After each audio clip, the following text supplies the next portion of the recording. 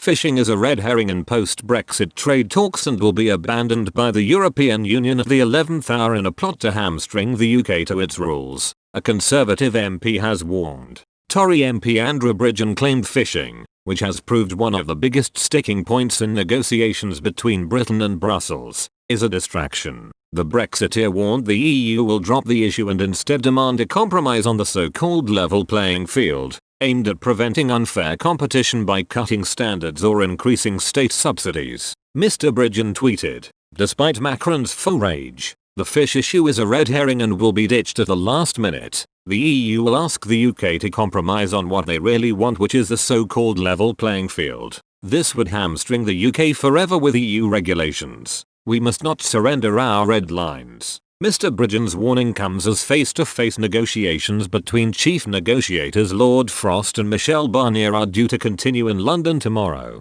Ahead of the talks, Lord Frost insisted a deal is still possible but only if Brussels recognised British sovereignty in key areas. He tweeted, "Some people are asking me why we are still talking. My answer is that it's my job to do my utmost to see if the conditions for a deal exist. It is late, but a deal is still possible, and I will continue to talk until it's clear that it isn't. But for a deal to be possible it must fully respect UK sovereignty. That is not just a word, it has practical consequences. That includes controlling our borders, deciding ourselves on a robust and principled subsidy control system, and controlling our fishing waters. We look to reach an agreement on this basis, allowing the new beginning to our relationship with the EU which, for our part, we have always wanted. We will continue to work hard to get it, because an agreement on any other basis is not possible." Lord Frost's comments came after EU chief negotiator Mr. Barnier warned significant divergences remain between the two sides.